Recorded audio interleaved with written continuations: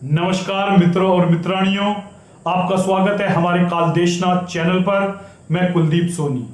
इस वीडियो में हम आपको दिखाने जा रहे हैं कि कांग्रेस ने एक प्रेस कॉन्फ्रेंस करी जिसमें रागिनी नायक ने रजत शर्मा जी पर आरोप लगाया है कि उन्होंने एक इंटरव्यू के दौरान उनके साथ गाली गलौज करी।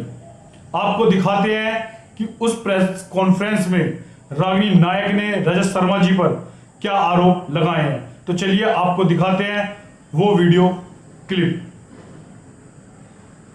मैं सच कहती हूं, पहले तो यकीन नहीं हुआ कि रजत शर्मा जैसे व्यक्ति सार्वजनिक तौर पर एक लाइव डिबेट में इतनी भद्दी गाली का प्रयोग कर सकते हैं।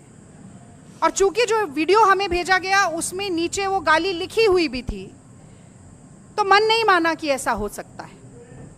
हम इंडिया टीवी के प्लेटफॉर्म पर गए, वहां से जो उन्होंने खुद फुटेज डाली थी उस फुटेज को निकाला, उस फुटेज की उस क्लिप को निकाला जिसमें ये वाकया घटित हो रहा है। और वहां पर भी, जिसे अंग्रेजी में एक एक्सप्रेशन कहा जाता है, अंडर द ब्रेथ, बुदबुदाकर, धीरे से, केवल इस बात पर कि मैं उन्हें टोक रही हूं कि कांग्रेस पर आज भी लगातार प्रहार मत कीजिए।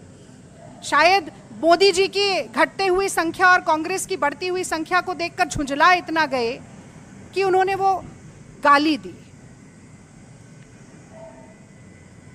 और अब मैं एक नारी के तौर पर भी, एक भारतीय महिला के तौर पर, मैं ये जानना चाहती हूँ रजत शर्मा जी से कि ये बात सिर्फ एक रागिनी नायक की नहीं है। मैं 10 साल से ईमानदारी से अपनी पार्टी का पक्ष टीवी पर रख रही हूं। आप पत्रकार होते हुए भी भाजपा का पक्ष रख रहे हैं। मोदी जी के साथ जो आपका इंटरव्यू हुआ वो सबने देखा, किस तरीके की बातचीत उसमें हुई, सबने देखा। मेरे माँ बाप, मेरे बूढ़े सास ससुर, मेरे बच्चे, सब वो वीडियो देख रहे थे। कांग्रेस के लाखों करोड़ों लोग, इस देश की जनता वो वीडियो देख रही थी। आपने मुझे गाली दी सिर्फ इसलिए कि मैं ईमानदारी से अपनी पार्टी का काम कर रही हूँ, इसलिए कि मैं ईमानदारी से अपनी पार्टी का काम कर रही हूँ। और सिर्फ गाली नहीं दी, उसके बाद सुबह आपने मुझे धमकाना शुरू किया। आपने कहना शुरू किया कि अगर प्रेस कॉन्फ्रेंस किया जाएगा तो डेफेमेशन का केस करेंगे। मतलब आप चोरी करें, उसके बाद आप सीना चोरी करें। आपको लगता है कि धमकाने से हम डर जाएंगे? और ये आंसू सिर्फ इसलिए नहीं है कि मेरा अपमान हुआ है, ये आंसू इसलिए कि आप सोचते हैं कि सत्ता का घमंड इतना है, अहंकार इतना है। आपको लगता है कि आप कुछ भी करेंगे और बच के निकल जाएंगे क्योंकि मोदी जी का हाथ आपके ऊपर है। आप गाली दें, उसके बाद आप कहें कि आप ही डेफेमेशन का केस करेंगे और कांग्रेस पार्टी पीछे हट जाएगी। मैं याद दिलाना चाहती हूं आपको रजत शर्मा जी, महात्मा गांधी ने इस देश में सबसे पहले अभय का पाठ पढ़ाया था। चंपारण में नीलहे जबरदस्ती नील की खेती कराते थे। गांधी जी ने कहा था कि सत्ता के गुरूर से डरो मत, अत्याचार से, शोषण से डरो मत। कितनी भी ताकत हो सरकार के पास, डरो मत। और मुझे लगता है कि वही आज राहुल गांधी भी चरितार्थ कर रहे हैं जब वो ये नारा देते हैं, डरो मत। तो देखिए, हम डरे नहीं, आपकी गीदड़ भभकियों से नहीं डरे। सबसे पहले तो मुझे लगता है कि आपको बताना चाहिए था कि अगर आपने गाली नहीं दी तो आपने कहा क्या है, कौन से शब्दों का इस्तेमाल किया है। वो आपने नहीं किया क्योंकि न सिर्फ आपका मुखौटा हटा है, बल्कि आपके मन में कितना मैल है, कितना जहर है, कितना गुस्सा, कितना क्रोध, कितनी घृणा है, वो सब आज कहीं ना कहीं बाहर आया। देखा दोस्तों, इस प्रेस कॉन्फ्रेंस में इन्होंने रजत शर्मा जी पर कितने गंभीर आरोप लगाए हैं। अब हम आपको दिखाते हैं कि रजत शर्मा ने इस प्रेस कॉन्फ्रेंस के बाद अपनी सफाई में क्या शब्द कहे हैं, क्या बातें कही हैं, वो हम आपको इस वीडियो क्लिप में दिखा देते हैं। वीडियो थोड़ी बड़ी होगी लेकिन क्लियरिटी जरूरी है। तो दिखाते हैं रजत शर्मा जी का ये अपनी तरफ से सफाई कि उन्होंने उस समय क्या सिचुएशन हुई थी। तो चलिए दिखाते हैं आपको। आज सबसे पहले मैं बड़े दुख के साथ, भारी मन से आपको एक साजिश के बारे में बताना चाहता हूं जो मेरे साथ हुई है। मैं पिछले 44 साल से पत्रकारिता में हूं। पिछले 31 साल से आपने मुझे टीवी पर देखा है। सब जानते हैं मैंने कभी किसी से ऊंची आवाज में बात नहीं की, कभी किसी का अपमान नहीं किया। मुश्किल से मुश्किल सवाल भी हंसकर मुस्कुराकर पूछे। हमेशा अपनी बात शालीनता से कही, इसीलिए मुझे आपका इतना प्यार मिला। लेकिन आज सुबह मुझे जब यह पता चला कि कांग्रेस पार्टी के मीडिया सेल ने कल रात सोशल मीडिया पर एक झूठा कैंपेन चलाया कि इलेक्शन की काउंटिंग वाले दिन एक लाइव शो में मैंने गाली दी, यह सुनकर मुझे बहुत तकलीफ हुई। मैंने अपने जीवन में आज तक कभी भी कहीं भी किसी को गाली नहीं दी है।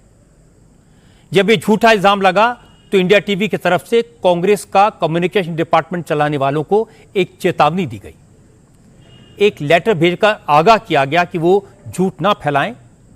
उनसे कहा गया कि रजत शर्मा अपनी बात शालीनता से कहते हैं, डिग्निटी के लिए जाने जाते हैं। अगर आपने बेबुनियाद आरोप लगाया, झूठ फैलाया तो यह मानहानि होगी, डेफेमेशन होगा। इंडिया टीवी की तरफ से कहा गया कि मैंने कभी किसी को कोई गाली नहीं दी, किसी अपशब्द का इस्तेमाल नहीं किया, आरोप सरासर झूठे हैं। असल में यह सारा शो लाइव था, पूरी दुनिया ने देखा। अगर कहीं कुछ हुआ होता तो सबको दिखाई देता, सबको पता चल जाता। कांग्रेस के प्रवक्ता ने इस शो के दौरान भी जानबूझकर मुझे मिसकोट किया। मैंने वहीं क्लैरिफाई किया और यह भी कहा कि मैं उनके साथ बहस में नहीं पड़ना चाहता। लेकिन अब मुझे लगता है कि कांग्रेस के प्रवक्ता को मुझे टारगेट करने के इरादे से भेजा गया था। उस दिन मुझे प्रोवोक करने का प्रयास विफल हुआ, उनके हाथ कुछ नहीं लगा।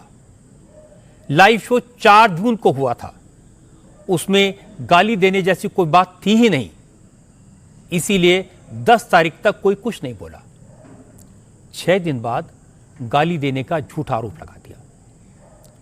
मेरे लिए मेरे दर्शक सबसे पहले हैं। आपको ये जानने का हक है कि मैंने क्या कहा, उस शो में क्या हुआ। इसलिए उस दिन जो लाइव शो हुआ उसका वो पूरा हिस्सा मैं आपको सुनवा देता हूं, जिसे लेकर मुझे बदनाम करने का प्रयास किया गया। यह था रजत शर्मा जी की अपनी तरफ से दी गई सफाई। अब हम आपको दिखाते हैं उस इंटरव्यू जो कि लाइव में उन्हें इनवाइट किया गया था और जिस पर आरोप लगा गया था कि उन्होंने रजत शर्मा जी ने गाली दी है। अब हम आपको उस वीडियो को आप लोगों के सामने दिखाते हैं जो हम आपके लिए लेके आए हैं।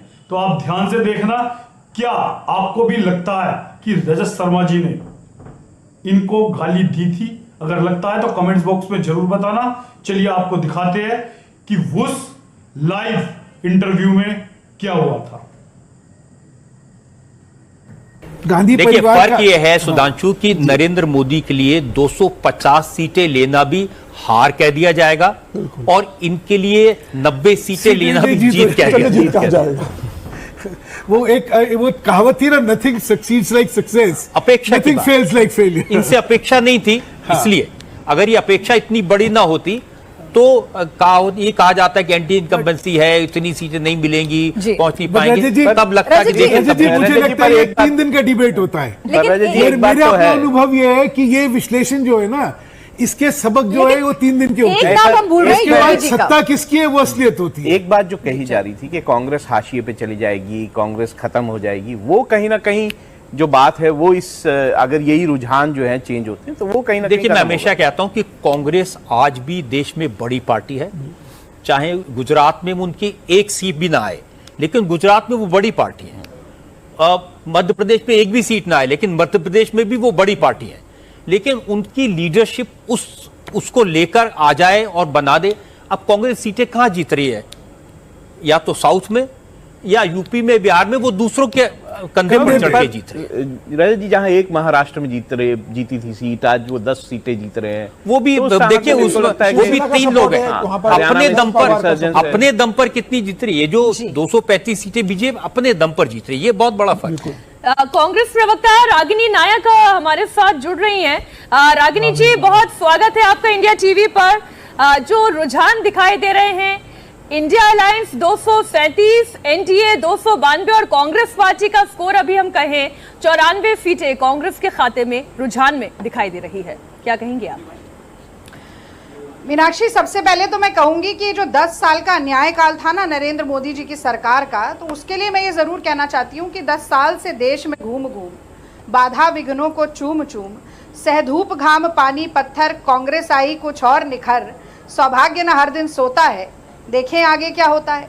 तो जैसा कि अभी कोई बता रहा था, चूंकि टीवी स्क्रीन मेरे सामने नहीं है, मैं रजत जी की आवाज़ पहचान रही थी, बाकी मुझे थोड़ा संशय था। कोई कह रहा था कि केवल 1.25 लाख या 2.5 लाख वोट काउंट हुए हैं। तो मुझे लगता है थोड़ा और रुकना चाहिए। और जिस तरह से हंसी ठिठोली के साथ प्रधानमंत्री पद बट गया, भाजपा के प्रवक्ता कह रहे थे, शायद मंत्रिमंडल भी कर रहे होंगे, जरा जीत के लड्डू और हार का ठीकरा संभाल कर रखिए, थोड़ी देर में आदान प्रदान होने वाला है। मैं उत्तर प्रदेश के बारे में जरूर कहना चाहती हूँ कि उत्तर प्रदेश में अगर अयोध्या की सीट पर पीछे हैं, स्मृति ईरानी वाली अमेठी की सीट पर पीछे हैं, अरुण गोविल वाली मेरठ की सीट पर पीछे हैं, तो एक बड़ा संदेश मुझे लगता है देश की जनता ने दिया है कि सांप्रदायिकता, धार्मिक उन्माद, मंदिर मस्जिद, मछली मटन, मुल्ला घुसपैठिया, माफिया, मंगलसूत्र मुजरा वाली राजनीति देश में नहीं चलनी चाहिए।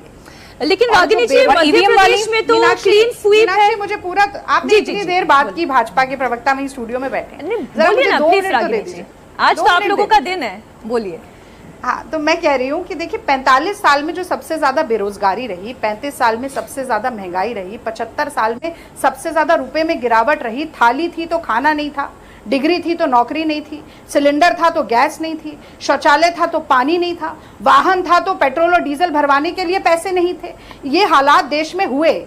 80 करोड़ लोगों को ये जो कहा गया तथाकथित रूप से अन्न पहुंचाया गया, राशन दिया गया, उसके बाद ग्लोबल हंगर इंडेक्स पे भारत का नंबर 111वें अंक पर पहुंच गया था। ये सच्चाई थी। इसीलिए कहीं ना कहीं ये बात स्वीकार नहीं होगी। मुझे रजत जी की एक बात से आपत्ति हुई, उन्होंने कहा कि कांग्रेस अगर डबल भी कर लेती है तो कोई बड़ी बात नहीं है।